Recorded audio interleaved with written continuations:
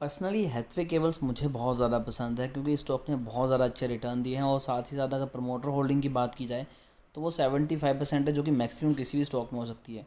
उसके बाद तकरीबन 5% की जो होल्डिंग है वो यहाँ पर एफ यानी कि फॉरेन इन्वेस्टर ने बना के रखी हुई है।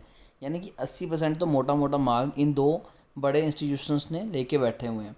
अब यहाँ पर बात ये आती है कि क्या इन्वेस्टमेंट करें, रिटेल इन्वेस्टर को यहाँ पर इन्वेस्ट करना चाहिए। और वैसे भी कंपनी के क्वार्टर 4 के आने वाले हैं रिजल्ट, तो बहुत सी चीज़ें डिपेंड करने वाली हैं, तो वीडियो को एंड तक ज़रूर देखिएगा। और आप सभी के लिए बता दूं कि अगर आपने चैनल को अभी तक सब्सक्राइब नहीं किया है तो ज़रूर सब्सक्राइब कीजिए ताकि कोई भी इंपॉर्टेंट अपडेट और रिजल्ट आपसे मिस ना हो। लास्ट ट्रेडिंग डे को तकरीबन स्टॉक में 2.5% की तेज़ी हमें दिखाई दी, जबकि मार्केट ओवरऑल काफ़ी ज़्यादा बुरे तरीके से गिरी हुई थी।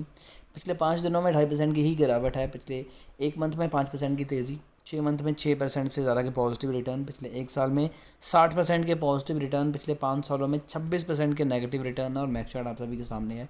स्टॉक जो है वो काफ़ी ज़्यादा टाइम से कांस्टेंट जोन में ट्रेड कर रहा है, बट इसमें पोटेंशियल बहुत ज़्यादा है। और देखिए, कभी भी अगर प्रमोटर की मैक्सिमम होल्डिंग किसी भी कंपनी में है, कोई भी शेयर प्लेज नहीं है, प्रमोटर होल्डिंग में चेंजेस नहीं है, तो उसका मतलब ये है कि प्रमोटर वहाँ पर बैठे हुए हैं कि उन्हें पता है कि हमारी कंपनी अच्छा परफॉर्म करी है, लॉन्ग रन में अच्छा पैसा बना के देगी। लेकिन कुछ चीज़ें हैं जो स्टॉक में गड़बड़ ओबियस है कि निकाल के दे रही हैं, जिसकी वजह से हम कह सकते हैं कि इसमें थोड़ा सा समय आपको ज़्यादा देना पड़ेगा।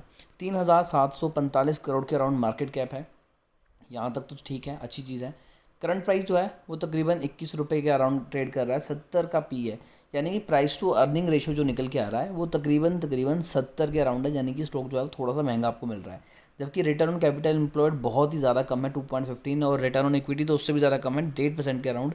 तो इस हिसाब से तो यहाँ पर इन्वेस्टमेंट करके बैठना मेरे हिसाब से सही नहीं रहेगा। बट हम बाकी चीज़ें जो पॉजिटिव है उन्हें भी निगलेक्ट नहीं कर सकते, जैसे कि मोटर होल्डिंग 75 है, कोई भी प्लेज नहीं है शेयर इनका। सेल्स कंपनी की 5 से 6% इंक्रीज़ हुई है, प्रॉफिट कंपनी का नहीं आया हुआ। रिजर्व में कंपनी के पास 3,875 करोड़ के अराउंड पैसा पड़ा हुआ है, 0.05% की होल्डिंग यहाँ पर। डीआई की भी है, फ्री कैश फ्लो कंपनी के पास पॉजिटिव है, और कर्जा मुक्त एक तरह से सिर्फ 6 करोड़ का कर्जा है और कंपनी आराम से इसे चुका सकती है। और जैसा कि आपको बताया कि तकरीबन 5% के अराउंड जो होल्डिंग है वो एफ की है। अगर मैं यहाँ पर थोड़ा सा नीचे आऊँ तो आप देख सकते हैं कि स्टॉक में वॉल्यूम भी बहुत ज़्यादा जनरेट नहीं हो रहा, यानी कि लोग इतना ज़्यादा एक्साइटेड नहीं है शेयर को लेके। और मैं अगर क्वार्टर ऑन क्वार्टर बेसिस पे कंपेयर करूँ तो कंपनी का जो प्रॉफिट है वो ग्रेजुअली इंक्रीज़ हो रहा है, लेकिन बहुत ज़्यादा नहीं। सेल्स भी कंपनी की डिसेंट तरीके से बढ़ रही है, लेकिन कंपनी का प्रॉफिट नहीं बढ़ रहा। ईयर ऑन ईयर बेसिस पे कंपेयर करके काफ़ी ज़्यादा आइडिया हो जाएगा कि मार्च 2012 में कंपनी 1,012 करोड़ कमा रही थी, और धीरे धीरे कंपनी की वो चीज़ें बढ़ी। मार्च 2015 में एक ऐसा टाइम था कि 1,500 करोड़ से सीधा कंपनी ने कमाए 1,832 करोड़। देन कंपनी अगेन अब 1,500, 1,900, 1,800 करोड़ के अराउंड ट्रेड करती हुई नज़र आ रही है कि अच्छा पैसा वो कमा रही है। एक्सपेंस की बात की जाए तो कंपनी के एक्सपेंस अभी भी सेल्स से कम है। लेकिन सबसे एक अलग चीज़ है वो है अदर इनकम। अदर इनकम में कंपनी ने 150 करोड़ के अराउंड इस क्वार्टर में भी पैसे कमा के बताए थे, जो ये इंडिकेट कर रहा है कि लॉन्ग रन में और ज़्यादा चीज़ें फेवरेबल आएंगी। देन एक्स्ट्रा टैक्सेस वगैरह पे करने के बाद जो नेट प्रॉफिट है वो लगातार कम हो रहा है, क्योंकि आज से 2-2.5 साल पहले ये 2.5 करोड़ के अराउंड था, और फिर 130 करोड़ हुआ, फिर 65 करोड़ हुआ, फिर 50 करोड़ हुआ। अब मोस्ट प्रोबेबली चांसेस ये हैं कि क्वार्टर 4 में कंपनी का जो सेल्स हैं वो और ज़्यादा बढ़ के आएंगी, साथ ही साथ कंपनी का प्रॉफिट भी बढ़ेगा।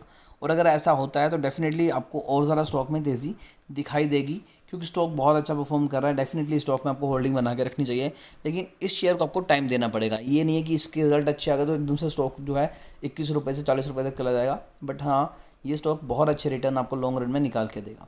फिर भी शेयर को लेकर अगर आपका कोई भी क्वेरी है तो कमेंट कीजिए, हमारी कोशिश होगी कि आपको एक अच्छी एडवाइस दें।